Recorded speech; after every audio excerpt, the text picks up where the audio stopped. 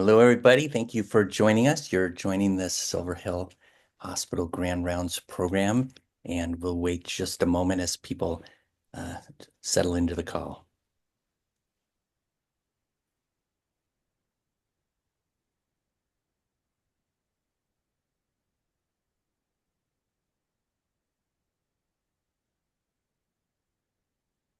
All right. Hello, everybody. I want to give a warm welcome to you all and thank you for joining us as we kick off our 2025 Grand Rounds series. I am Dr. Jeff Katzman, the Director of Education at Silver Hill Hospital. And we are absolutely delighted to have you join us, where we're privileged to welcome Dr. Manish Sharma, who will talk to us on the topic of chatbots as therapists, exploring the intersection of AI and psychiatry. And I have the pleasure of introducing him in a moment. First, a little bit of housekeeping. Today's lecture begins our whole 2025 Grand Round series that's been based on input from all of you around your interests and suggestions for topics. And the series remains virtual with lectures on the second and fourth Wednesdays. And you can refer to our hospital website calendar to review the upcoming 2025 Grand Rounds. We are pleased to inform you that we've just received approval from NASW of Connecticut to offer CEUs for all of the 2025 programs, and invitations are issued to our whole mailing list about 3 weeks in advance. We are also approved for CEUs in New York and CMEs across the country. It's also worth noting on our website under videos, you can find recordings of all past Grand Rounds if the speaker has approved us for sharing, which is generally the case.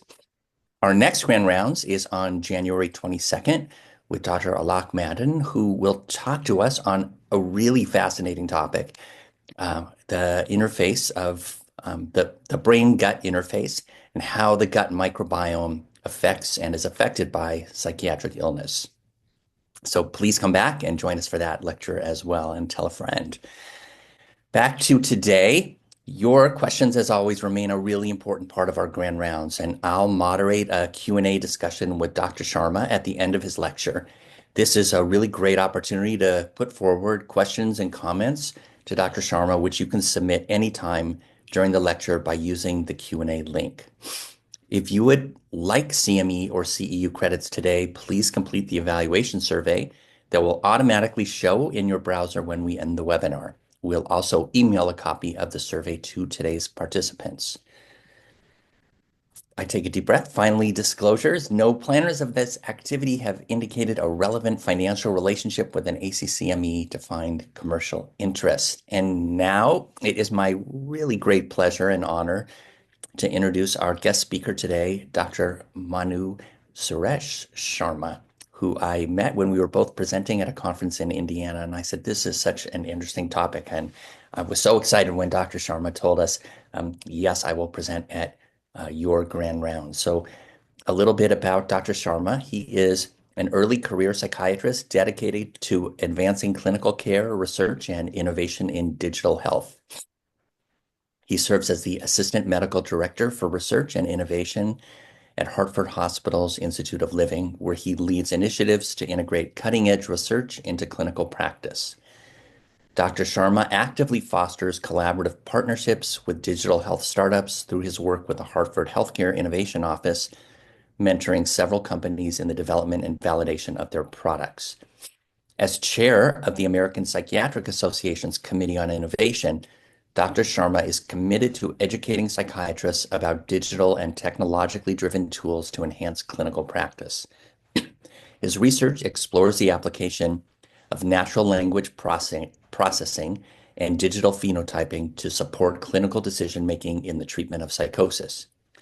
Dr. Sharma graduated from the distinguished Mysore Medical College and Research Institute in India and completed a psychiatric residency at the University of Texas Health Science Center in Houston.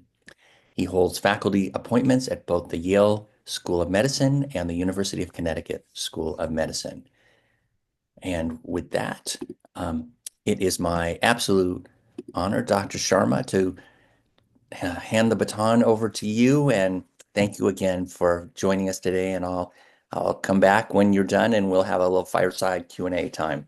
So remember everybody to put questions into the Q&A button. Thank you so much, Dr. Kathman. It's exciting to be here, and I I like speaking about this topic because I'm very passionate. So thank you for inviting me. So we'll get started. Uh, I do not have any disclosures that are relevant to the information that I'll be presenting today. Um, so, starting with the objectives of today's presentation. So, this by no means is an exhaustive literature review of the effectiveness of chatbots or ins and outs. So, what I'm going to try and do is use chatbots as examples that will allow us to have an informed conversation around artificial intelligence, understand what it means, understand how best to evaluate it. The reason for this is AI is coming. AI is already here. I'm pretty sure a lot of you have started using ChatGPT. There are lots of applications that are popping up in healthcare every day. I think it is, as professionals, it's extremely important for us to be educated about these issues because it's our duty to protect our patients, right? So our first step is do no harm, right? So the idea being that a lot of people who are well-meaning are coming up with products which might actually not do exactly what they say that the product is doing. And your patients might come up to you and ask you about recommendations or an app they're using or something they saw online, and you might want to have an informed discussion with them. So hopefully the idea of today's presentation is using chatbots as an example. We'll be able to go through the evolution of artificial intelligence, try and understand to some extent how it works, and then go into a little bit about what the evidence is to support the use of chatbots, some of the things that we need to be careful about, and of course discuss some near future and some distant future applications of AI in psychiatry. So with that, let's start with where it all started. So in the first part of the 20th century, the idea was that machines can follow instructions, right? But they can't think for themselves, right? Uh, the concept that machines being able to learn by themselves was a very alien concept. Then this man came along, and I have two screens here, so I'll be looking at my bigger screen as I use my pointer. So I'll be looking away from the camera here and there. So this gentleman is Alan Turing, and I'm pretty sure most of us on the call know about him from his famous Turing test, right? So Alan Turing was the first person to kind of think about what would it be like if machines started thinking by themselves. And as he explored this question, he came about an idea that it's not important if machines can think by themselves or not. The more important question to ask is, can machines mimic the way humans think? And he felt that given enough computing power, given good programming and good mathematical principles, machines one day will eventually be able to mimic human thought. He was so confident of this that he even kind of developed what we know now as the Turing test, right? So the idea behind the Turing test is if you're interacting with a machine and you can't tell if it's a machine or a human, the machine has reached a level where it's mimicking human intelligence.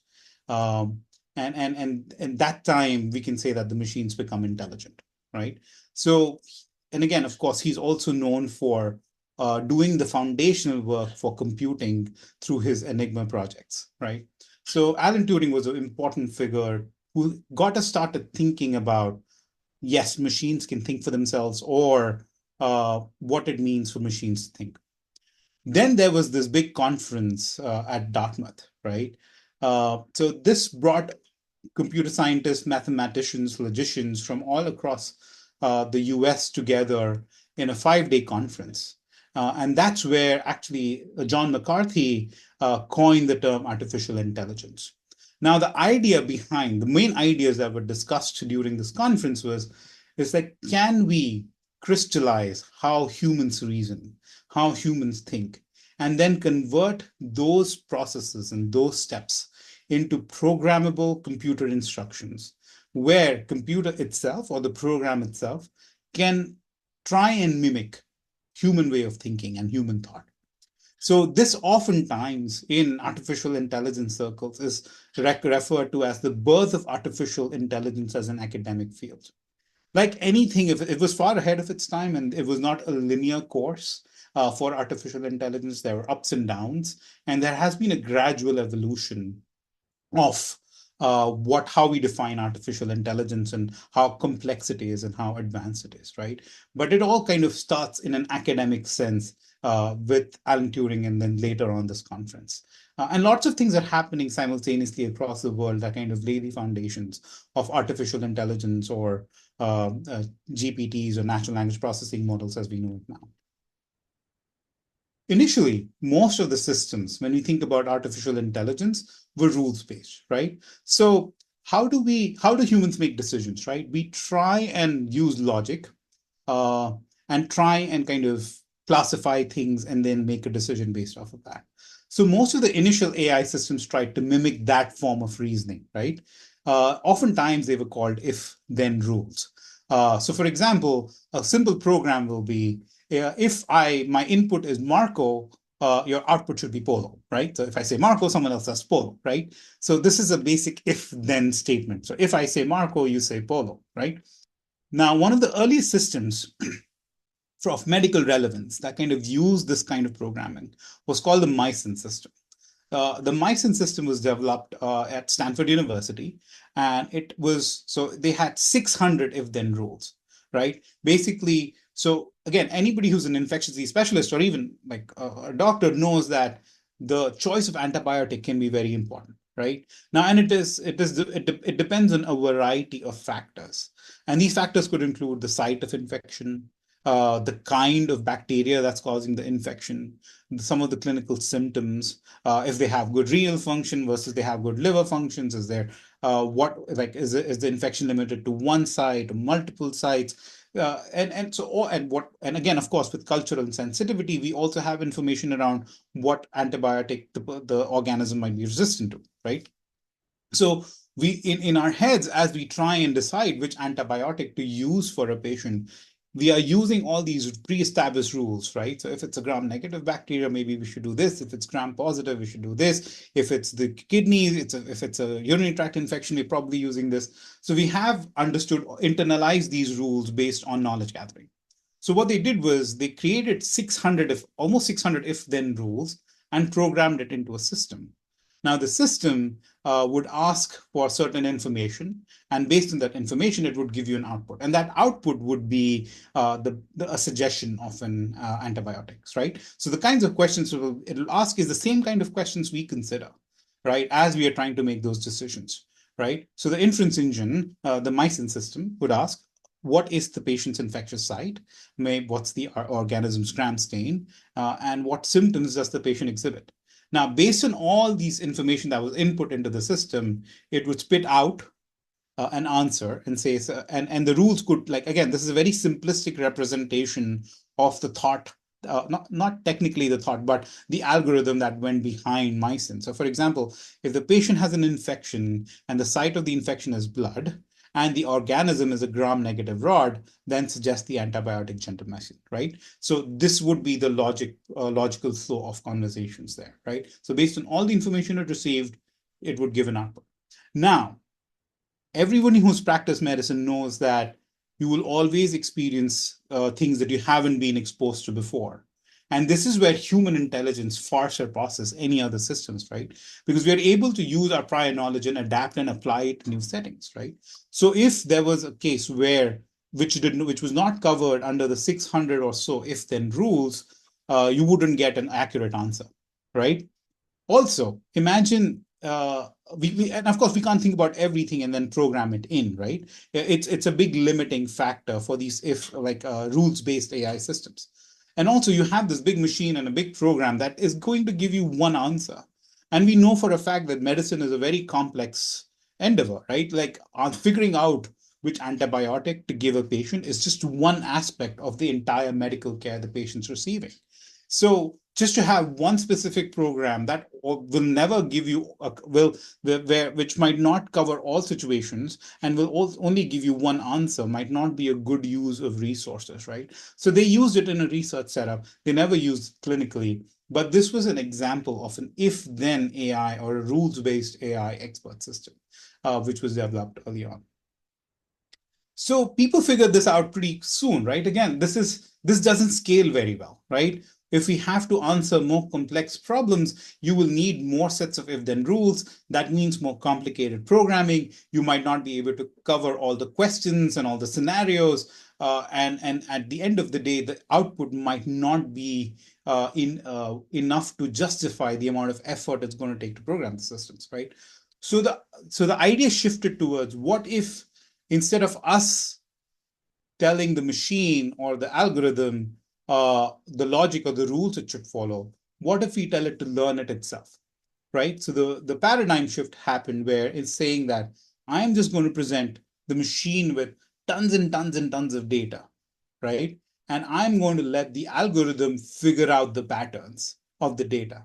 Now, sometimes, at least initially, you would, when you're training the algorithm or training the data, you would label the data giving in. And I'm going to use an example and hopefully it'll become clearer in the next couple of slides, right?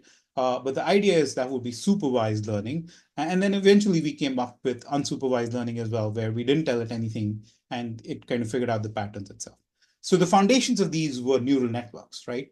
Now, and this gentleman right here is Frank Rosenblatt, and this machine that you see is called the perceptron, and we'll talk about the perceptron momentarily. But what you'll notice is when we think and talk about artificial intelligence, we use a lot of words that are derived from neurosciences or psychology or psychiatry, things like neural networks, hallucinations. The reason is that most of the mathematical foundations and the early work was not only done by mathematicians, but by psychologists and neuroscientists, right? So it all started, like, again, it's like everything has a starting point, and it all started with the identification or the mathematical foundation of an artificial neuron, right?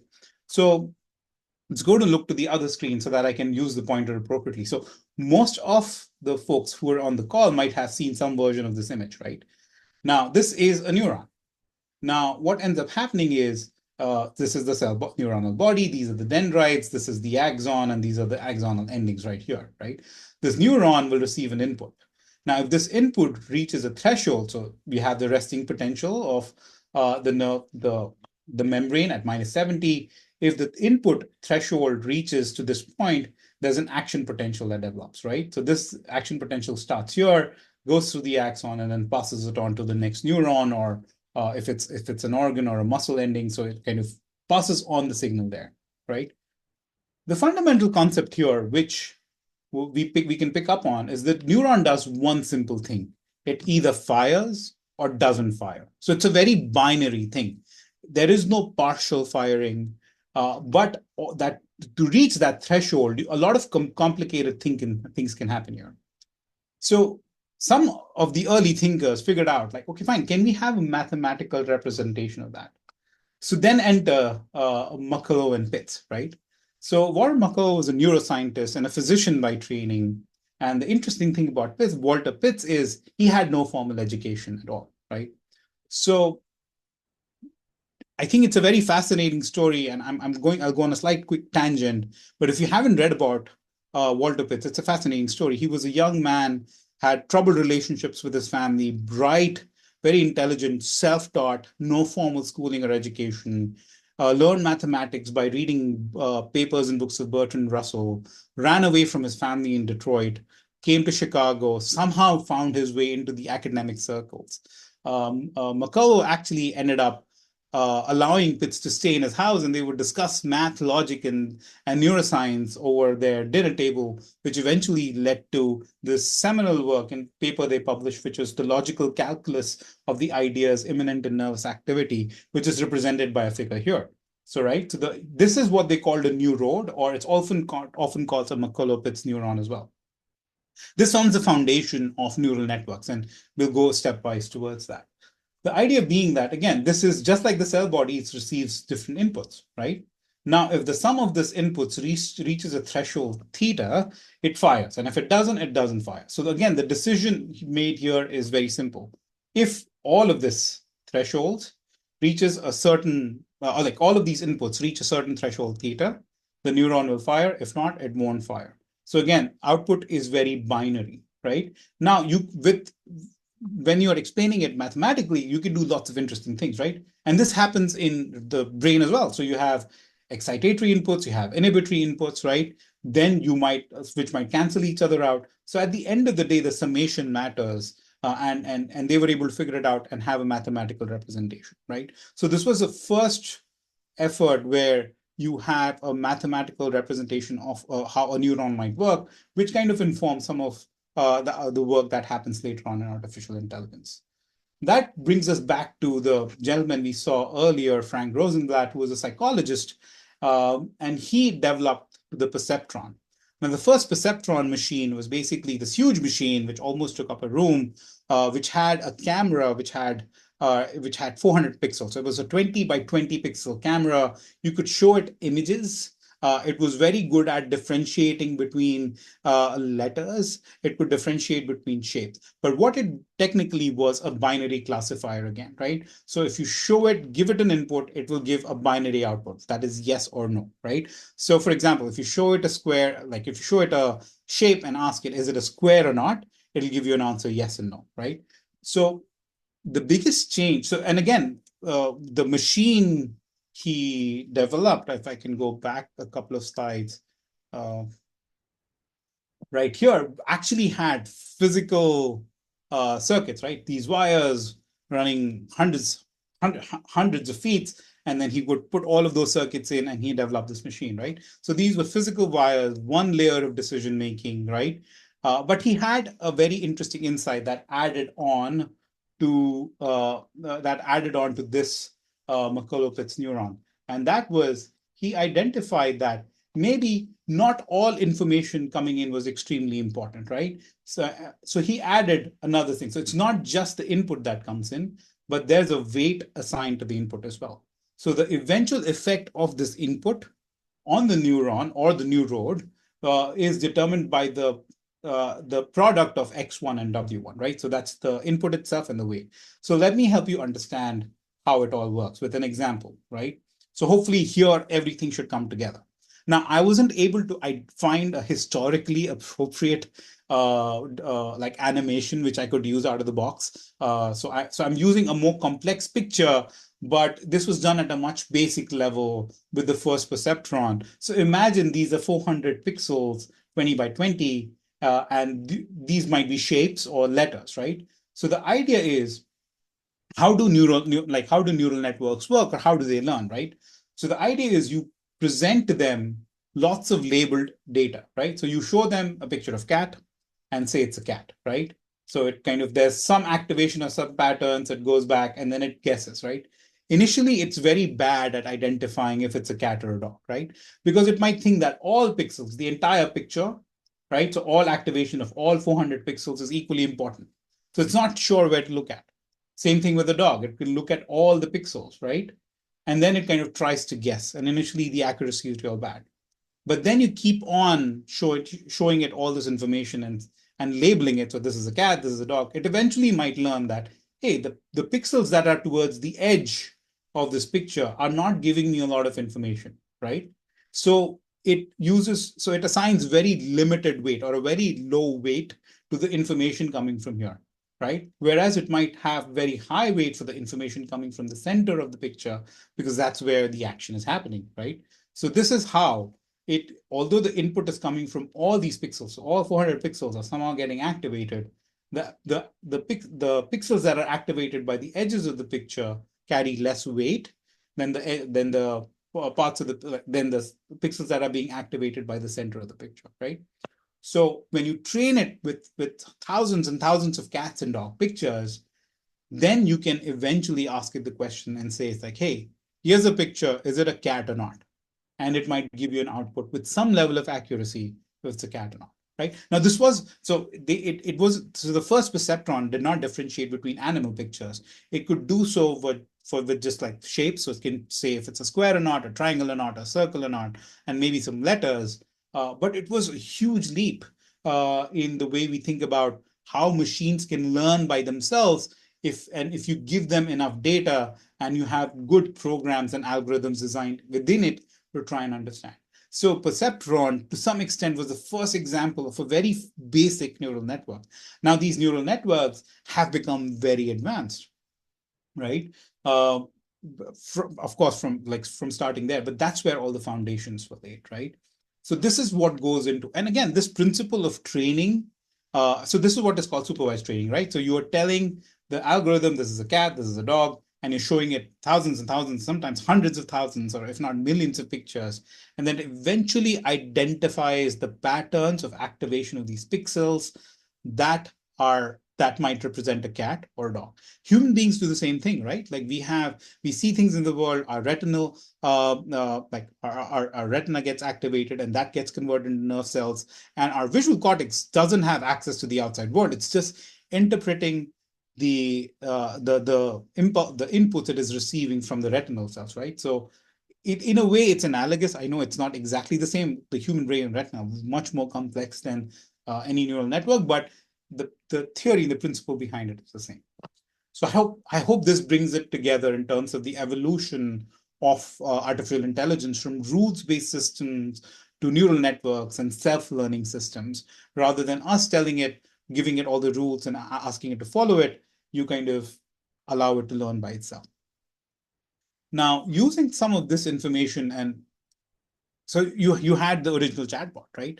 So initially chatbots, so they figured out that, again, you have uh, a very good application for this is to try and translate inputs of language and other things.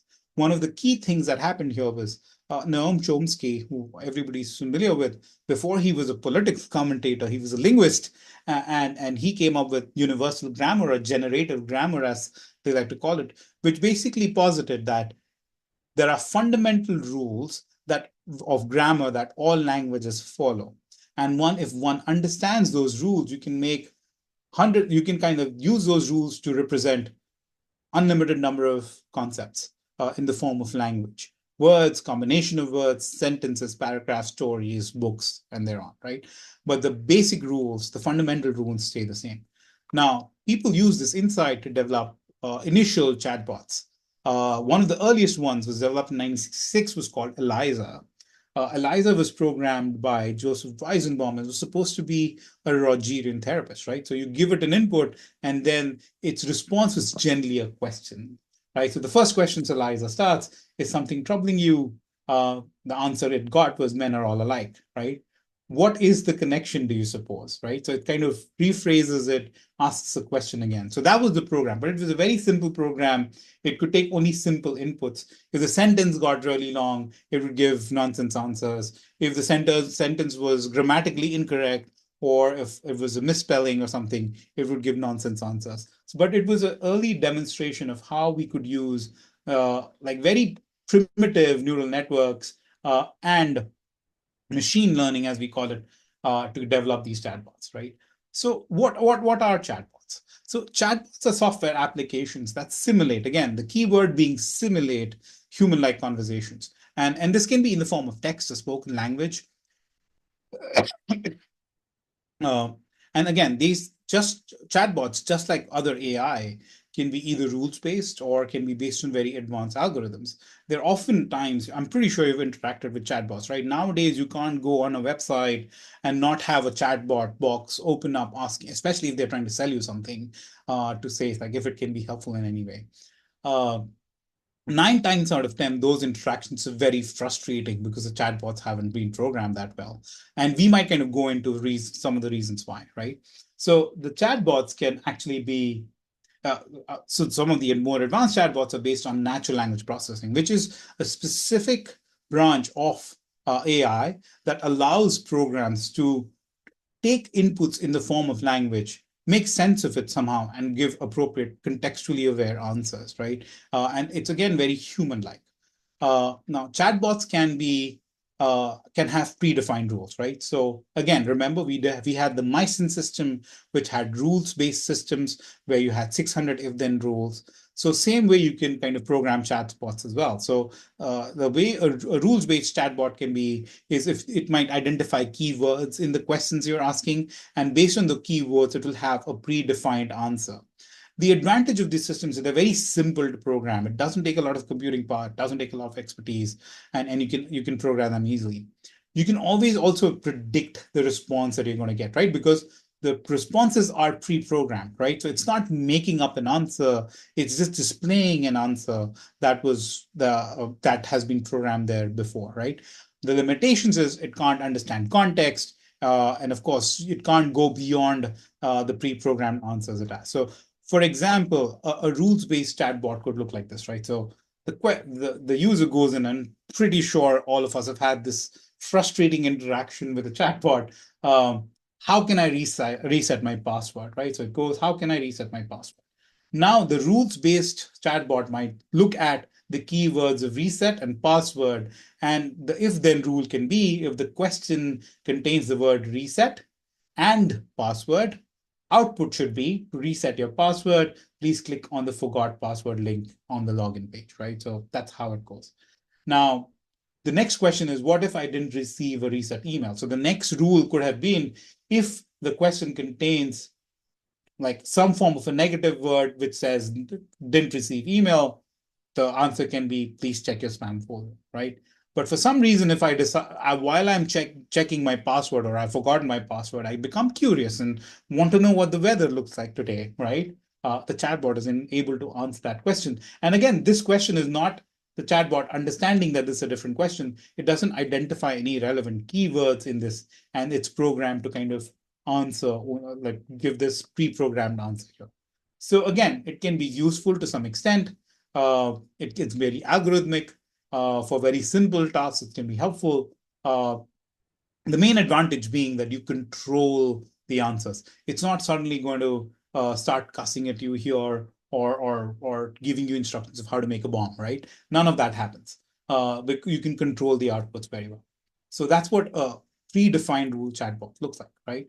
Now, natural language, the NLP and the algorithms progressed, right? So the revolution came when you had deep learning networks, right? Now, imagine, unlike a picture, right? So you see a picture, you can respond to it. Language has sequential inputs, right? So you have one word that follows the other. Now, depending on the preceding word and the succeeding word, the meaning of the word of interest might change, right? So it all depends on the context that the whole like where we are at, what was the word preceding it, succeeding it, right? So, for example, the movie I watched last night, despite being a little slow in the beginning, turned out to be absolutely fantastic, right? So this is the sentence, right? This is the input sentence we give. And the question I asked the chatbot was, how was the movie, right? Now, if you go back to the simple neural networks, right? Now, these neural networks have been trained on lots and lots of language data, so they have some ability to understand language. But the problem is that the simple neural network, right, starts processing one word at a time. So it says the movie that I watched, and it's lost, right? Now, as it goes forward, it might have even forgotten about what the first half of the sentence was, because it could not actually process long sentences, right? So when I ask how was the movie, it might have no idea or spout a nonsense answer, right? To solve this problem, the first evolution of neural networks was recurrent neural networks, right? So you have multiple layers of nodes or decision points in between, right? So they're able to process slightly longer. Now, I'm using the sentences just as an example. The scale of this is much different, right? Neural networks could process sentences, right? But it's like it would be difficult for me to put a whole paragraph in and go from there. So the idea being, with recurrent neural networks, the the program itself remembers the movie that I watched last night, despite being a little slow in the beginning, turned out to be absolutely fantastic, right? So it processes it. Now, it might remember a little bit more, but a little more than the regular neural networks.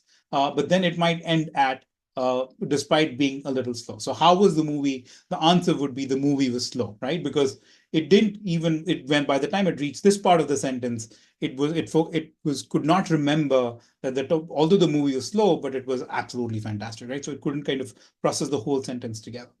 Then the next evolution was we gave them long short-term memory. So the psychologists, the cognitive neuroscientists, again, they're using words derived from our field, and they said we'll give it long short-term memory, where that allows the algorithm to remember the whole context. So it remembers the movie that I watched last night, despite being a little slow, the meaning turned out to be absolutely fantastic. So when you ask it, how was the movie? It actually says the movie was fantastic because it's able to connect the word fantastic here with the movie because it's able to remember the whole context, right?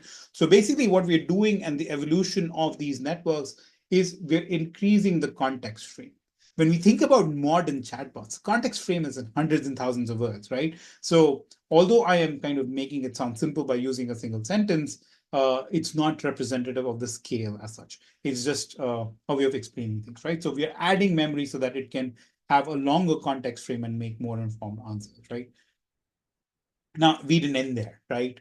I think the best and the most recent advancement, which actually uh, uh, fuel some of the GPTs of the world and the Geminis of the world, is the introduction of transformer models, right? So what the neural networks did was they kind of uh, processed information sequentially, right? The movie that I watched, like one at a time. What the transformers did was they could process all words at a time, right? They didn't do sequentially. They kind of looked at the whole paragraph and then processed the entire thing together. The other thing was they actually developed self-attention.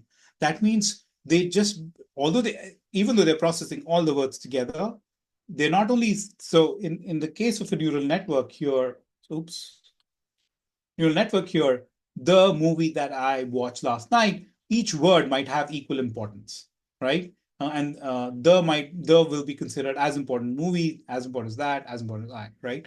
Now, with a transformer model, they have self-attention, which allows it to assign and look for important words, which kind of help change the meaning of the word, right? And I'll use an example in the next slide to help understand. But the idea being the transformer models went ahead of neural networks by processing information, not one word at a time, but looking at the whole corpus of text together, and then developing what we call self-attention, which allowed it to not only look at the words, but even also assign importance to the words. Like some words are not important, some other words are important, right? So for example, the cat chased the mouse because it was hungry, right? The model could understand that when we talk about it, it is referring to the cat and not something else, right? So it was able to understand pronouns. It was able to understand long distance relationships, right? Just like we talked about before, the doctor who works at the big hospital in the city helps the patient. So who helped the patient? The doctor helped the patient, right? These are things that we do very intuitively as human beings, but it is extremely difficult for machines to do the same things, right?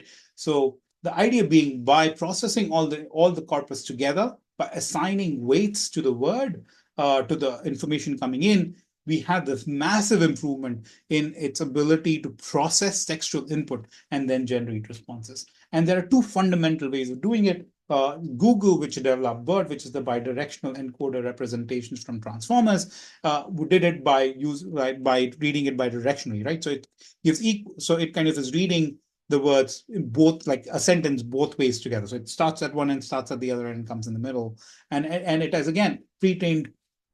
It is very good at understanding nuance, right? So for example, I went to the bank to withdraw money. Now, bank can mean multiple things. It can be Bank of River or something else. But because there's the word money here and withdraw money, it contextualizes that to the bank and says, okay, fine, this bank is the institution bank and not Bank of River, right? So it gave it the ability to understand nuance by being bidirectional in nature. And then some of the most famous transformers is the GPT, or the generative pre-trained transformer. Now, this has been trained on the entire internet, right? Now, all the text that is ever available or generated by human beings has been consumed by GPT models, and it is extremely good at predicting the next word and generating new sentences. That's why it's extremely good at developing code or creative writing and aspects like that, right? So now so you went from a simple neurode, the McCullough-Pitts neuron, all the way you went to the perceptron, which had a neural network or the foundations of it, to larger neural networks, to recurrent neural networks. Then you gave them long short-term memory, and then you explode, like blew everything up with using transformers, where you are able to kind of get a lot of contextually aware understanding of the inputs that you're receiving, right? So all of these technological and algorithmic advancements form the basis of the chatbots as we see it today. Now, the process for training any AI kind of will remain the same. So we'll go over it together again. So a chatbot that uses natural language processing or a transformer model goes like this. So how do I change my password? It'll give you a very nice answer, right? And if you say if you didn't receive it, like again, it's more humanistic. It simulates human communication. Say sure. Like again, it'll help you with the password, and then it asks for the forecast. It'll ask you, sure, it's like what city are you looking for? And then you say New York, and it gives you the answer there using the information it might have, right? So the progression between rules-based to NLP-based chatbot is huge. It's more human-like, and that's where the chatbots come into the picture. Now, how do we go think about training a chatbot, right? So again, we kind of talked about how it's important to train it. You have to create a framework, right? And I often use the analogy of a human student, who like a medical student who's interested in learning therapy, and the medical student and the chatbot follow kind of a similar pathway, right? So the idea is that you first define the therapy context and framework, right? So you collaborate with experts. So for example, you want to train a chatbot to do CBT, right? So what the chatbot will do is you will collaborate with experts. So it's like, hey, what are the fundamental concepts? You'll define those concepts for it, right? And then, for example, what's behavioral activation, what's cognitive restructuring? You kind of input all of that information into the chatbot. Then maybe you will kind of train the chatbot on some famous CBT textbook, right? So it kind of you train the chatbot using Beck's CBT manuals, right? So a medical student comes to me and says, "Oh, I'm really interested in learning." So let's not use a medical. That's a first year psychiatry resident comes to me and says, "I'm interested in therapy. How do I start learning?" So we kind of talk about some brief concepts, and then I say, "Here's a textbook. Why don't you start reading it, and we'll go with it, right?" Now, just by reading textbooks, I might read all Beck's book. Doesn't make me a good CBT therapist. I promise you I've read them, and I promise you I'm not a good CBT therapist, right? Similarly, you might read Gabbard's psychodynamic therapy textbooks, but you don't become a good psychodynamic therapist, right? There's more to it than just knowledge, right? So the student is a very bright student. They go out and come back and read the whole textbook within a week and say, okay, fine, I'm ready. So what's the next step? So they start by observing, right? Same thing happens with a chatbot, right? So you might design examples of what a therapy script might look like, right? Again, this is very initial stage, right? So you can have a standardized patient, you can kind of do kind of active listening, some supportive therapy. So you practice in front of the medical student with, say, a standardized patient. So you're basically giving them a framework of this is what an interaction could look like. So the example is, I always mess things up. I'm such a failure. The chatbot output, which we train it on, says, "Oh, it sounds like you're being hard on yourself, right? Can you tell me a little bit about a specific situation that made you feel this way?" So I missed a deadline at work. My team seemed disappointed. Oh, missing a deadline can be tough. Do you believe that missing one deadline makes you a failure, or could it be a learning opportunity? So you can see that it has learned about cognitive structuring, and we're kind of giving it an example of oh, maybe a learning opportunity, but I feel like I let everyone down, right? So it's understandable that you feel disappointed, and then it goes on. But at the end of the day, that sounds like a constructive approach, right? Anybody who's ever done therapy or worked with a psychiatric patient wishes and hopes and prays that this is how a therapy session will go. So, but this is an ideal example of therapy sessions, right? So that's what you start with. Like, this is what an ideal session looks like, and then you go from there. So the resident, the medical student, moves on from like standardized patients to real patients, right? So the medical student resident starts observing a therapist sitting in on therapy sessions, right? So what does the chatbot do instead? So they are trained of thousands and thousands of anonymized therapy session transcripts, right?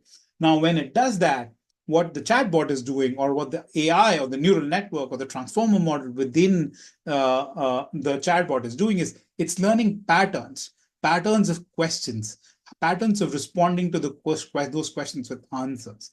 And over a period of time, it gets good at it, right? So the resident might observe a very seasoned therapist, right? Do a therapy session, right? Maybe he's observing from on the other side of the glass wall. So it's absorbing all that information and learning about patterns that the seasoned therapist is using and other therapists are using. So it's getting an understanding that is more than just textbooks, right? The student or the chatbot here is kind of trying to see how that knowledge is applied, and it's learning. but that's not the end of it. Then you do therapy under observation, right? That's what most of the residents do. You have supervisors, psychologists have supervisors. That's how you go. So early testing happens with, again, some users, and then based on those testing results, you might end up giving some feedback to the people who are programming the chatbot and saying, hey, it's good at this. Maybe I got a lot of wrong answers when I asked complex questions. So then they fine tune the models and then hope that improves the interaction quality and stuff like that. So this is how you train a chatbot, right? Now, this process of training a chatbot is not very different from training any AI model, right? You give it sorry, you give the AI model a context, then you have training data sets, and then with the help of those training data sets, you kind of use some real world examples to train it, and then you kind of test it and then fine tune it, right? So any AI model you use, you kind of follow similar steps till it gets better. And over a period of time, it gets better and better and better, right? So hopefully the idea being that it can simulate therapy, like conversations which are similar to an interaction between a patient and therapist, right? Now, there are existing companies out there that kind of provide this as a product. Like some of the examples, this is not an exhaustive list. New companies come in and get leave every day, right? So some of the ones that have stayed or are well known are Vobot, Visa, Upor, and Quark, right? Um, Going back to the evidence behind some of this, there was a recent meta-analysis that looked at 18 randomized control trials, which spanned about 3,500 patients. The focus was, do chatbots help with symptoms of treating depression and anxiety? The key findings were this. There was a very small effect size, right? And most of the effect was seen within the first 4 to 8 weeks of initiation of chatbot-based treatment. And this improvement did not last, was not sustained despite the fact that they were still using these chatbots, right? And the findings with anxiety were similar, right? The improvements peaked at about 8 weeks and again were not sustained over a period of time. And the effect sizes were extremely low, right?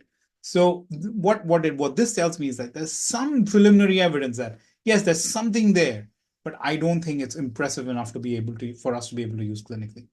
And let me go into some of the earlier studies that will kind of highlight some of the issues with these studies that happen and how these companies might come to you and talk about, oh, we've done research studies and I think they work well. But you have to be very mindful of what the studies they're doing as well. Uh, I hope that my skepticism about chatbots as therapists is becoming clearer and clearer because as I said before at the beginning of the lecture, the main aim for this talk is to try and help everybody get the framework and the context of how chatbots work, how AI works. So when somebody comes, a patient comes, you're able to educate the patient about what these apps might do or what they're capable of, or how you can evaluate if they're good or not.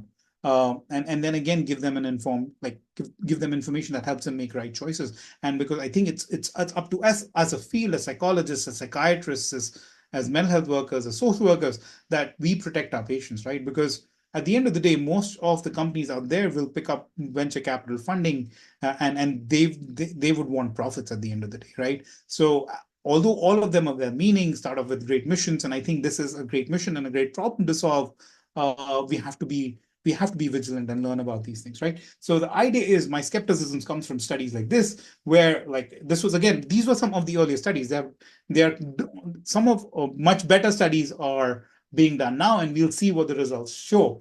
But the idea is that, for example, Vobot did a study where they recruited participants from like a Facebook advertisements where you had 34 participants were allocated to interact Vobot. These are self-identified individuals who said that they have depression or anxiety, and they measured. And then the control group was they were given an information booklet about depression, right? And then they compared. Of course, what they found was they were able to reduce the PHQ-9 scores and GAD-7 scores at the end of the trial, and almost 83% of the participants ended up completing the trial, right? So the idea is like, yes, people like using these apps, and if you're struggling or if you're in a crisis, not a crisis per se, it's like if you're having a tough time, maybe you can use this app and get a little better. right? But again, these were individuals who self-identified as having depression and anxiety, right? Another study was, again, they had online recruitment. They did an online assessment where if these were individuals who were struggling with alcohol use or drug use, and if they had a score of greater than 2 on the CAGE-8, they were recruited and they were given another chatbot to interact with. And then they found that, again, this is all self-reported. There's no objective measurements happening anywhere, where they were saying that, yes, it's like they self-reported that the amount of substances they were using was less. Again, feasibility, great. Can it, once it gets better, can it improve access and help us like scale and kind of provide therapy to hundreds of thousands of people? Yes, right?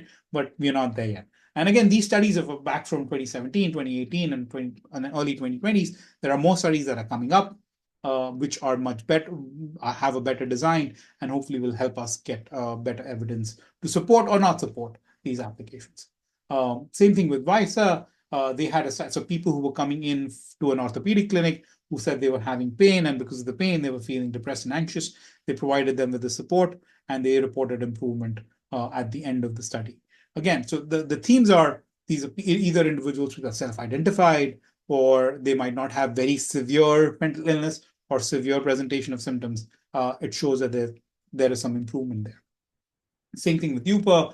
They kind of asked, like, everybody who was using it, can we kind of analyze your data for a paper?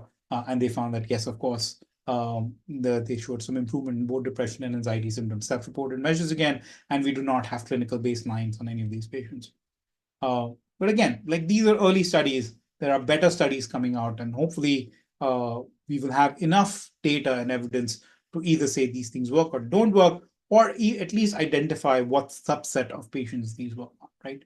So to summarize this, yes, there is a lot of exciting, there's enough to be excited about, but enough to be skeptical about as well, right? So when people ask for feedback as to what went wrong, like why would why the effects did not last beyond 4 to 8 weeks, some of the main answers people got back was there was lack of personalization, right? So, and I'm pretty sure anybody who's used ChatGPT will, over a period of time, gets frustrated by the same kind of answers it gets, right?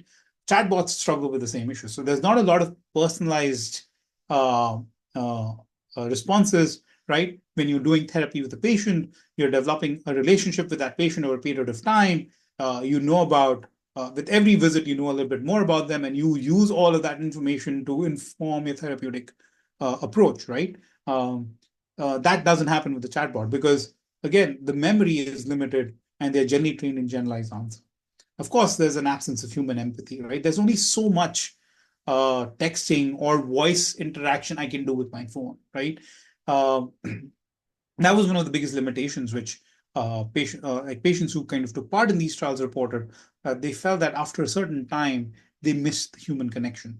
Although there's conflicting evidence there, where there have been studies that have shown that, okay, fine, when you text your primary care, right? Like, you're asking your primary care a question, you had chatbot generated answers, and you had actual PCPs reply, like primary care physicians replying.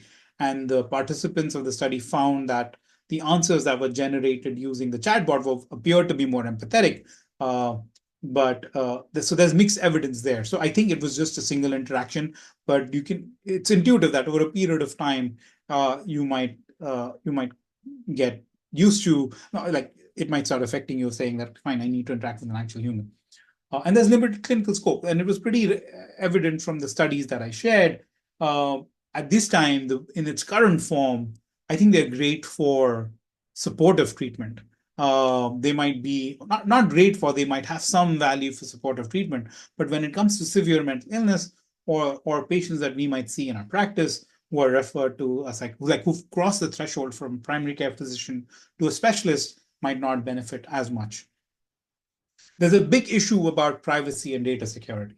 Now, without naming names of companies, there were companies that were federally investigated for sharing de-identified therapy data of patients with advertisers, or there was a breach of privacy. So I think there's a huge issue around privacy and data security, and especially when you have for-profit companies. You have to be very skeptical and try and really understand what's happening, how they are handling the data that you're sharing, because therapy sessions are supposed to contain extremely intimate information, right?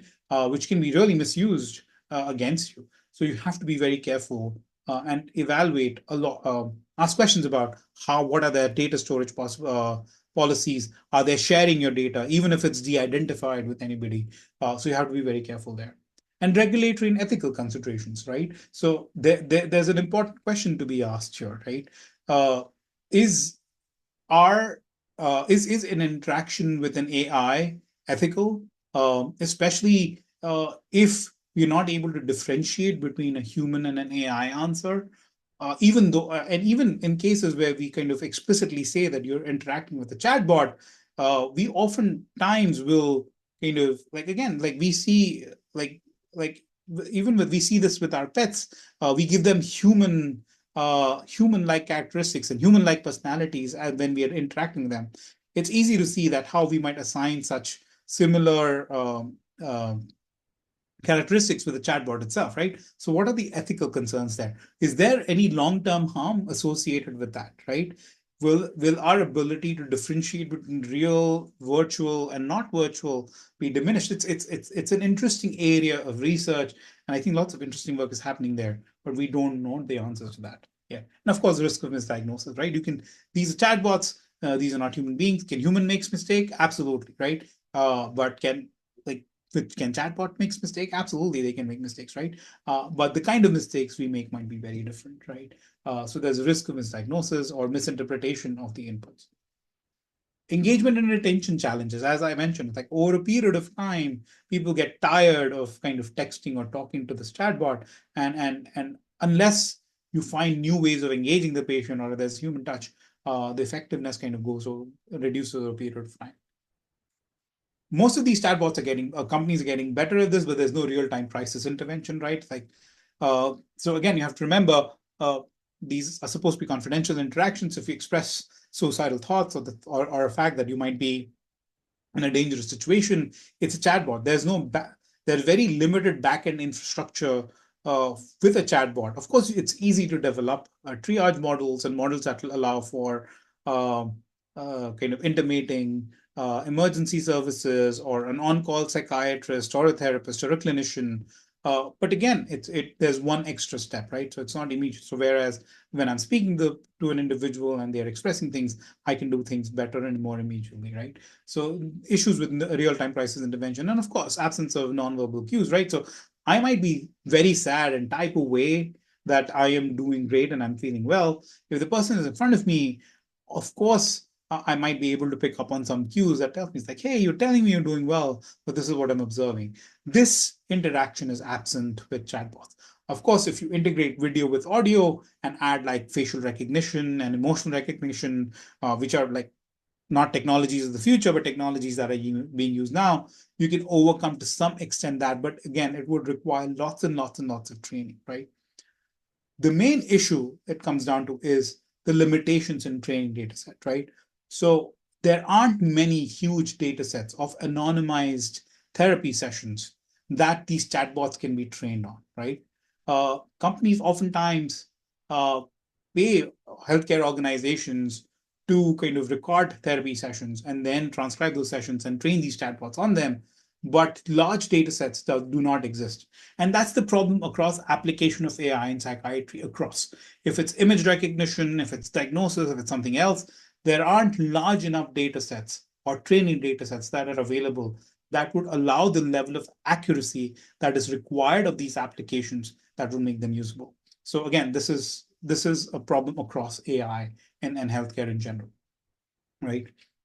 So to conclude, again, there is with AI and chatbots in general, there is this huge potential opportunity where we're talking about accessibility. We know for a fact that we're not making enough psychiatrists, we're not training enough therapists, enough psychologists. We're thinking about models which are peer-led, right? We are really struggling to identify individuals who can help people out there who need our help, right? With using AI and chatbots, I think we can improve access tremendously. We can have what is known as a digital first approach, where we can kind of try and triage patients, and some of them might do well, right? They might just need some reassurance and are doing well with just a chatbot or an AI-based intervention, whereas some other people might require more like better support, right? So the idea being that if done right, this could revolutionize access to treatment, right?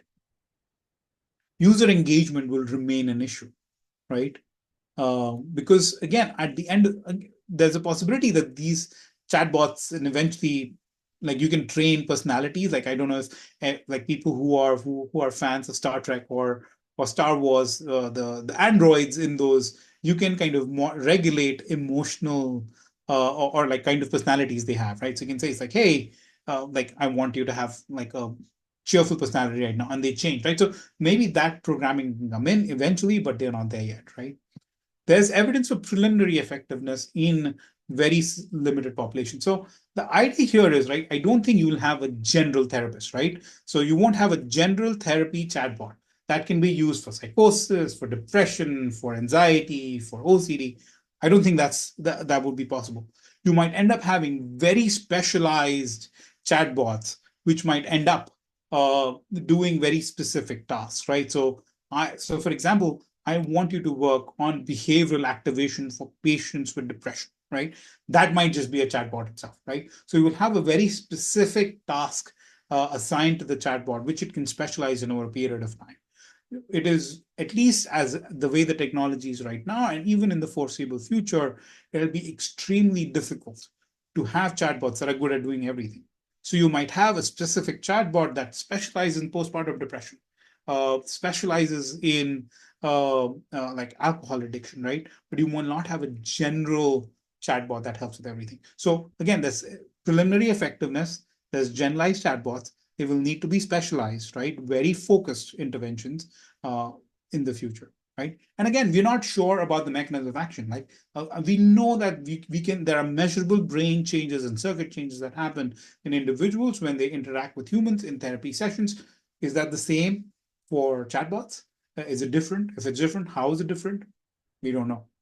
Demographic versatility. On one hand, you can have a chatbot that can speak Spanish, Mandarin, Hindi, any language in the world, and be effective and provide services to the same effectiveness despite language, right? No therapist can speak, like very few therapists speak multiple languages. And we know for a fact that there's a shortage of uh, non-English speaking therapists, right? So there's an opportunity there. But then again, most of the training data set that is available, at least at this time, and the people who are using it or have access to such technologies, there's a demographic bias there, right? And that bias gets reflected in the chatbots itself. So you have to be very careful with. Again, we have to think through issues around personalization and empathy, complex conditions, data privacy. I can't kind of say this enough. Extremely careful, especially as organizations, right? When these companies approach you, have had experiences, you ask them questions around data privacy and how they're handling the patient data or the data they might get, and you get very sketchy answers sometimes, right? And again, most of these individuals are very well-meaning individuals who want to do the right thing for a vast majority of the people and revolutionize the way we practice mental health. But then it's our job to protect our patients, right? So I think that will fall on us and not on them. And then again, integration with care, we'll have to figure out how do we assign patients. And of course, we need lots of research, right? Now, so this was about chatbots, and we went from talking about AI, the evolution of AI, some of the underlying principles of AI, how we train AI, right? So what are some of like near future applications? So this is happening right now, right? So I don't know how many of you are aware. We have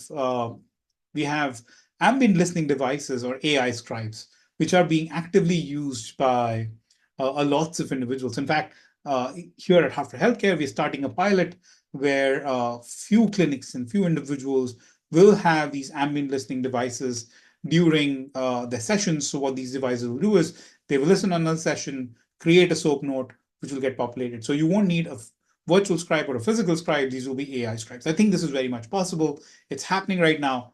Um, how effective it is. I think the technology can get better because it's the concept of garbage in, garbage out, right? So it's like it might write things that are not important. Everybody has their own style of documenting. So there are challenges there as well. But then this is happening right now. So you have devices that listen in on sessions and can transcribe those sessions and then create a SOAP note based off of that. So, and again, I think I haven't met a person who enjoys writing notes. So if this technology gets better, it can really improve issues around burnout and workflows, right? Then chart summarization, right? So it's like now, since electronic medical records have been around for a long time, ours goes Epic for us goes back to 2014. So if I'm seeing someone in 2024 who has been a patient since 2014, I have 10 years worth of charts to read, right? We try our best. Of course, we can't pick on everything. So we can ask AI to summarize those charts for us. Again, lots of issues there.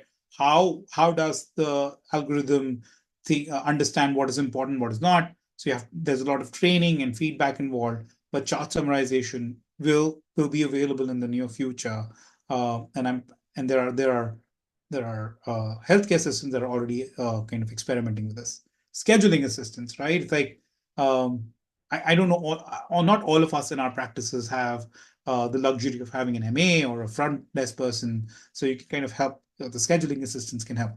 The other day, I used Google Assistant to get me reservations in a restaurant. Um, I'm pretty sure I should be able to do that with my primary care physician as well, right? I think a big opportunity is asynchronous data collection, right? So historically, the patient comes in, you talk to them, collect the data, and then make assessments of that. What if you can have a virtual avatar or an LLM, like a large language model agent, that can collect that information in a very human-like fashion, right? So this agent does the history and physical for you. Not the physical, sorry, takes the history for you, and then and summarizes the history for you and presents it to you. You go through that history and then meet the patient. I think that'll allow us to be more effective as providers as we kind of uh, uh, and of course it'll allow us to get better data as well. So imagine instead of filling a PHQ-9 by hand, you're interacting with this lovely voice on the phone that is going through the questions of PHQ-9, and you're kind of answering that questions, and that gets backfilled into your chart. So there's a lot of this will happen in the near future. And when I say the near future, I say 3 to 5 years, right? I think the technology is there now. There are lots of trials going on, and I think these are easier problems to solve. Uh, Wait. Oops, the distant future, right? So I think I might have switched the slides around a little bit, so I apologize. So in the distant future, of course, we have so much data on everyone, and we are doing trials where we're working with experts from MIT to try and integrate all the information that's there in the AMR, develop predictive models, right? Uh, it's very difficult to do, and we are very bad. The current AI, the way it is right now, is very bad at doing it, right? So, but eventually, in the next 10 to 15 years, as AI models develop further, as we understand better how our data storage system needs to change to kind of make it more feasible for AI models to pick up data from there and help us make decisions, that'll get better, right? AI-driven chatbots that can be virtual assistants and can provide 24/7 support. Imagine having a personal assistant. Since ChatGPT has come along, I think I have a personal research assistant who and it's been beautiful. So imagine having an like a AI driven chatbot, virtual assistant who can answer questions for you, medical questions especially, provide some support, some psychoeducation if needed, right? And then of course there's this whole field of digital phenotyping that uses information you can gather from wearable devices, apps that can track mood, sleep, activity patterns to help provide proactive care to our patients, to get us more objective data about how the patient's doing while they're not in our clinic, right? Big opportunity there. And then of course we can have the big data, right? We scientists are working towards developing these huge databases where we can use AI to try and identify biomarkers, because God knows we need biomarkers in psychiatry, right? Like again, that'll be a huge improvement for us. So with that, I think I will end. That was the last slide, and I'm happy to answer questions now. And I don't know, should I keep the slides on, Dr. Katzman, or should I No, stop? no. Let's just you and I You and I? Okay, all right, have perfect. a little fireside here. How about that? That's perfect. So Great, thank. Oh, great. Thank you for a brilliant, really compilation of information. So many questions I have for you, and uh, could take up the whole time here. So everybody, thank you for being here. And we have 14 questions already in the Q&A.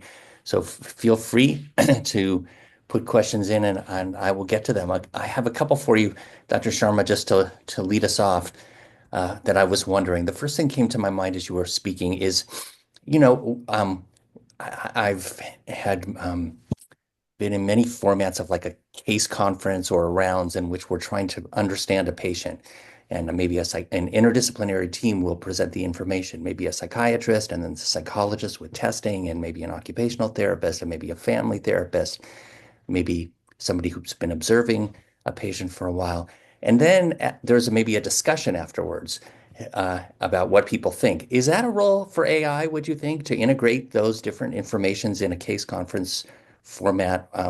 Or yeah, is that something that would, given our technology, be almost, I don't know, state of the art? Yeah, so it's definitely possible in its current form, right? So it's a simple task of transcribing all the information that's been inputted and then creating a summary of it, right? ChatGPT, Google's Notebook LM, most chatbots, Clouds, Anthropic, all of those chatbots. So if you upload a paper, like a PDF of a paper onto it and say, can you summarize this paper for me? They do it. So they are able to summarize complex information, right? But the problem is, or at least what I have observed is, they might not give you like, so when I listen to different presentations, there are things that I pay attention to, and there are things that I kind of say, okay, fine, I don't think this is as important, right? Now, I do that intuitively, and I have developed that intuition over a period of time based on my clinical experience. AI, on the other hand, has a very tough time doing that, right? So when we go back to the perceptrons model, I gave a very simple example where it says it was ignoring or assigning less weight to the pixels in the corner because it was not getting much information in there, right? So that was a very intuitive example to give, but the real world questions around summarizing complex information is much more complicated than that, right? So it will be an iterative process where there might be your personal chatbot that knows your preferences and thinking style, that you can give feedback to over a period of time as it generates outputs, that might learn what you find important, what you don't find important, right? Interesting. But it will be a process, I think. And it might not, because again, all of us think differently, and there might be some general consensus. I think there might be 80% overlap in between me and you as to what information we are like keep saying is important from those different presentations, right? But that 20% is where the magic happens. Yeah, you almost lose different perspectives once you put it in Yeah. one chat. But that really, really interesting. You know, we started having an interesting conversation before you went on backstage, where I told you that I've been writing down dreams as much as I can for the last year and a half, and I put them into ChatGPT and was kind of blown away by its ability to actually. I said, "Can you identify 5 salient themes here?" And then you had some ideas about um, providing context, and I thought that was an interesting thing to talk about. Some ways to actually guide even more specific answers. Can you talk a little bit about that? Yeah, definitely. So the idea is when you're interacting with any, it's about logic process and what's happening in the background, right? So based on your input, it is trying to figure out what is the most important thing and what's the most logical next step. So the more better context frame. So human beings use context very naturally, right? So if I'm sitting here and I start talking to you about an active shooter or something like that, right? I know I'm in a safe place and I'm doing a presentation. So your brain automatically understands the context and doesn't react to it. That understanding that context for AI or machines is extremely difficult. So the clearer you can make the context for it and be more as specific you can be, you will get better outcomes, right? And it's almost like a trial and error process. You might have to give different prompts. There's a whole field called prompt engineering, where you kind of just like you use certain syntax for programming languages, you use certain styles and how you prompt the GPT to get the best outcomes, right? So, but the basic principle being the more context. So, for example, what we were talking about before is if you say it's like, hey, can you think like a psychoanalyst and analyze these sets of dream reports that have been collected over a period of this, right? And give me your insights, right? So it has a little bit more context, right?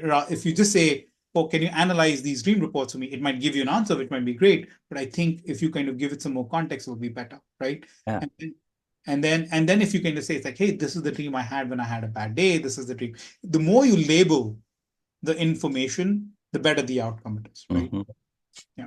Great. And you can even go more specifically around how would an object relations there Yeah. analyst think about this dream? How would a Jungian think? Yeah, that's really, So the idea is like it has yeah. been trained on all those. So anything that's Mhm. ever written in human history, GPT has already been trained on. So somewhere in its dark server rooms, if that information exists, and they'll be able to get it for you. Great. So, some questions. Here's one from Alan Barsky. Thank you, Alan, for sending this in. How can professionals avoid anchoring effects of AI, over relying on AI generated information or suggestions? Because AI generated information may sound accurate, even if it has hallucinated or provided information that it is inaccurate or not supported by adequate research. And what warning should professionals give to patients who are asked to use AI-based interventions to ensure safe and effective use given AI's limitations? Great question. Absolutely. So in its current form, I don't think there's a lot of clinical applications for AI, right? So let's start with that.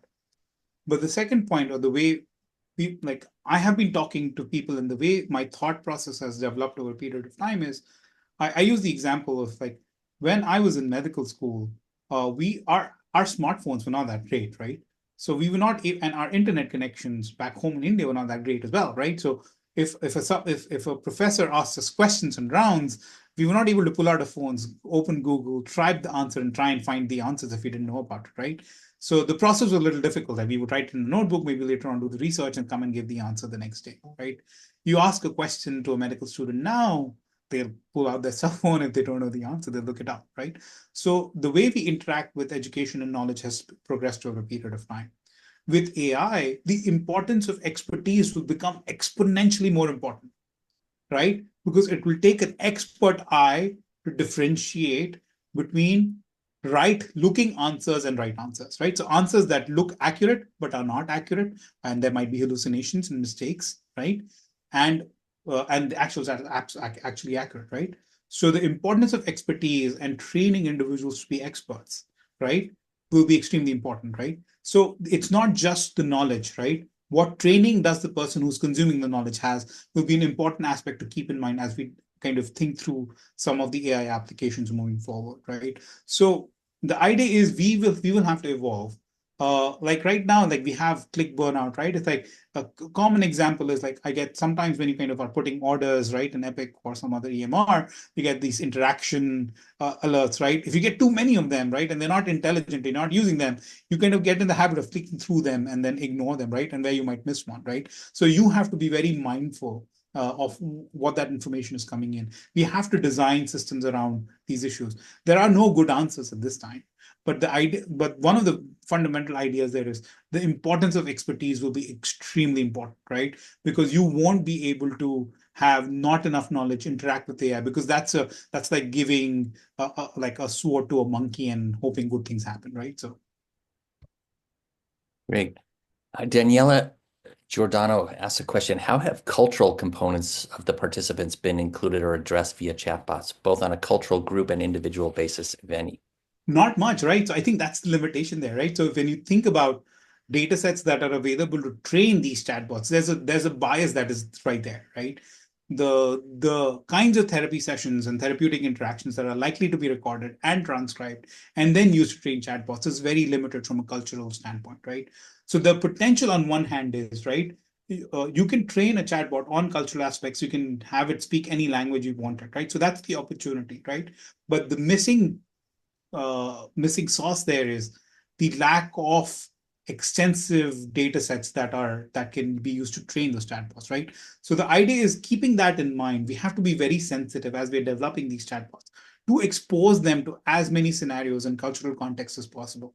Because the more we do that, right, the better the training data set gets, the better the chatbot gets, and the better the chatbot integrates those aspects, right? That's why I said it's like you will not end up having one good generalized chatbot. You will have specialized chatbots, right? So people from different countries, from different cultures. That's why AI education is so important. right? Because these things will have a huge impact moving forward. And if we do not have equitable participation from all sections and all cultures, right, we'll end up with the same issues of health disparities and equity that we face today. So we'll just be repeating our mistakes over and over again. Uh, so it's a great question, and you can absolutely train them. I think the opportunity is brilliant, right? To be able to interact with someone who can speak a language, understand a cultural context is immense, right? Even if I start learning how to speak Spanish, I might not understand all the cultural contexts of when I'm interacting with someone from a different country or a different culture, right? There are limitations to my ability as a human, but that limitations for a chatbot or AI system doesn't exist. But we have to train it appropriately. Fantastic. Fantastic. Wow. Such brilliant answers, Dr. Sharma. Matt Landheim has sent in um, multiple very astute questions here. So I'll take the first couple of them here for you. You've alluded to this a little bit, but what if the internet is wrong? Do GPTs trained on the entire internet suffer from misinformation in their training? Of course, yeah. So again, it comes down to the question of weighing information and weighing sources, right? Now, sometimes, so again, there are inbuilt algorithmic approaches that you can take to reduce errors and reduce reliance on misinformation. There are ways you can, I think this is an area of very strong active research where, especially in the field of chart summarization, right? So there are a lot of people who specialize in bioinformatics and computer sciences who are trying to think about how do you detect error in AI derived results, right? So it's a big field. It's a very important thing.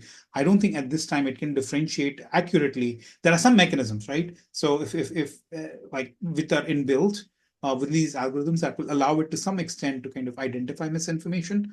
There are some constraints, and then within the programming of these chatbots that allows for that. But are they robust enough yet? I doubt it. I doubt it. I interact with GPT on a daily basis, and I doubt that those mechanisms are robust. But again, there are beautiful mathematical ways to solve this problem, and very brilliant people are working on it right now. Great. Another question from Matt Landheim. A higher level question here. Do you have any thoughts about how quantum computing will impact AI in psychiatry and the timeline on which quantum computing in psychiatry will emerge? If neurons are binary and neural networks mimic neurons, what becomes possible when you introduce a compute that isn't restricted to two states? Okay, so I think so.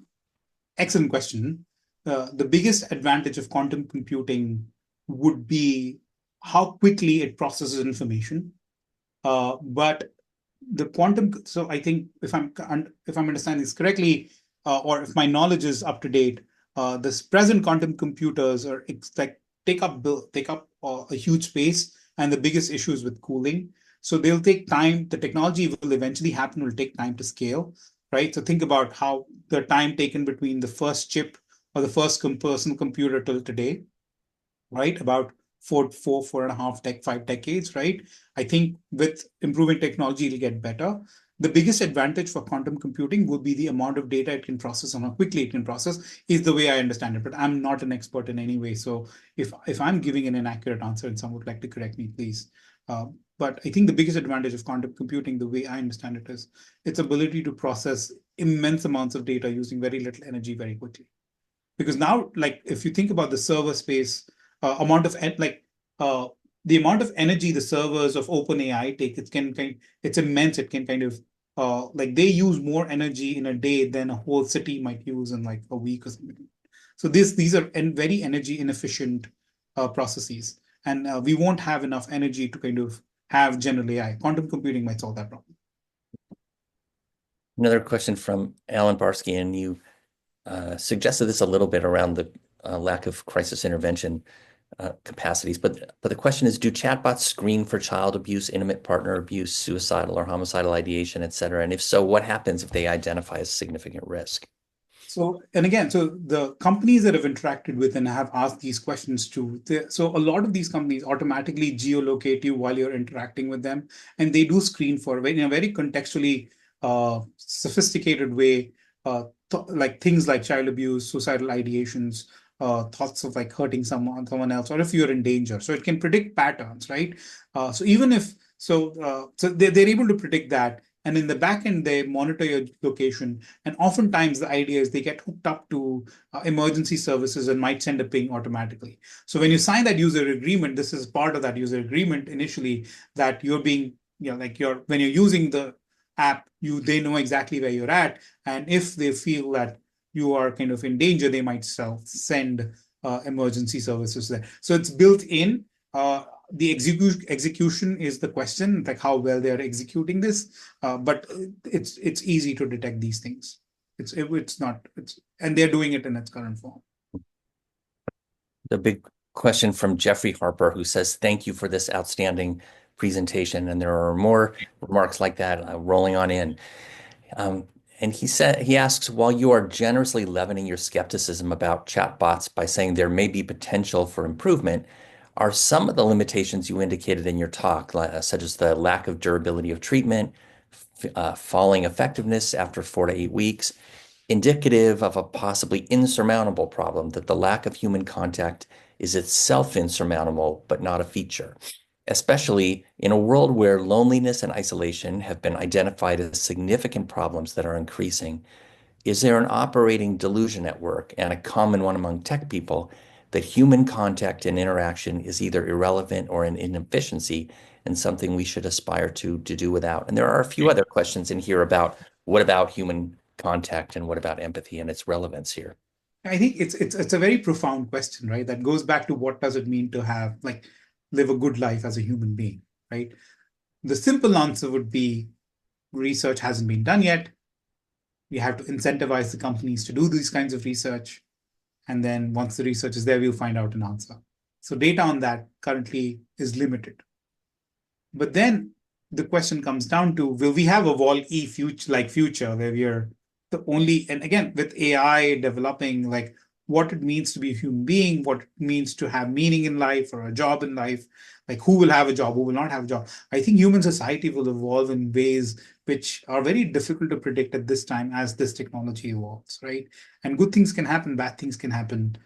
It's very difficult to predict. But my intuition is the reason you feel that there's engagement falling away at this time is because the chatbots are not advanced enough and good enough to provide personalized treatment, and that might account for some of it, but also the lack of human interaction and human, I think, might play a big role now, right? But virtual as AI gets more sophisticated, complex, and is able to mimic humans better, will this persist? Who knows, right? I think there are lots of questions there.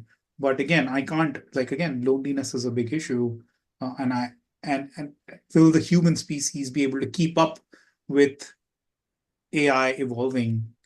Is the it's a profound question here. Yeah, there's a question here. Just can we please get the recording of this session? If yes, how can we get it? It will be posted on the website for Silver Hill under the Education tab, so you'll know that, and we'll also make the PDF of Dr. Sharma's slide available to everybody. And that'll be sent along with after you filled out the evaluation. And so a last question here for you from Sneha Karmani. Are there examples of successful integration of chatbots into public mental health systems or community-based initiatives, and what lessons can be learned from these implementations? Not that I'm aware of. Like my understanding of chatbots as therapists or the evidence of their uses, I don't think there is a clinical case to be made yet. You might use it in auxiliary services where there might be some systems that are using chatbots for scheduling purposes or helping you kind of identify a provider to meet or which specialty you want to go to. I think that's there, but I don't think there's large scale clinical application of chatbots as of now. So the biggest argument these companies make is like, can we compare the results of using chatbots with people who are on the wait list to be seen, right? So there are some studies that are happening there, but it's mostly research based. Hmm. So yeah. And an interesting comment just to end us off from Ken Burf, who says that speaking of energy usage and AI, My son is on a postdoc AI fellowship and says, unless there's a dramatic change, AI will interfere with efforts to stop climate change. So we have loneliness and climate change and AI, all of our evolving kind of issues dovetailing with each other, really. So it's like it almost sounds. Who knows? So again, I think the question about what happens in the future is a very profound one because the way I think about it is, what if? So again, so if we consider, I might go off on a little tangent beyond AI, but I think it's a very interesting question to address, right? As human beings, like if we think about the universe and how expansive it is, right? Carbon-based life forms might not be able to deal with or understand the depths of the universe by themselves, right? So you'll need non-carbon-based life forms to do that for you, right? How humans get involved. There's a concept of singularity where you're able to kind of combine your consciousness with machines and it becomes one. People like Elon Musk and other folks are big proponents of it and think that will happen in the next 10 years. But the idea is like, what is the next step of evolution for human beings look like, especially given AI and everything else, right? So I think that's a profound question that we all need to ask ourselves. Thus, is like species go extinct every day. I don't think why humans will be different. Brilliant. Opening to a next conversation, Dr. Sharma, that could go on for hours. So thank you so much, and many thank yous are appearing in the Q&A section too for such an inspiring presentation, for the depth of your knowledge. Thank you, everybody, for joining us today. As a reminder, for those wishing to receive continuing education credits, please complete the evaluation survey that will automatically show in the browser as we end the webinar. And we hope everybody can join us again on January 22nd. And as we leave, it's kind of an eerie feeling of back to loneliness, where we lose our technology connection that has facilitated our being together and are left alone in our room. So, Dr. Sharma from MeetU, uh, from Silver Hill Hospital to the IOL in Hartford, thank you so much for joining us today and for your wisdom, and we'll have you back. Absolutely, I would love to. I love speaking about this. Like people coming to the American Psychiatric Association meeting, come to the Mental Health Innovation Zone. This is all we talk about there. So please Okay. come. There's lots of opportunities for education. Great. All right. You can find me on the internet. So if you want to reach All out. right. Thank you, everybody, for joining us, and see you next time.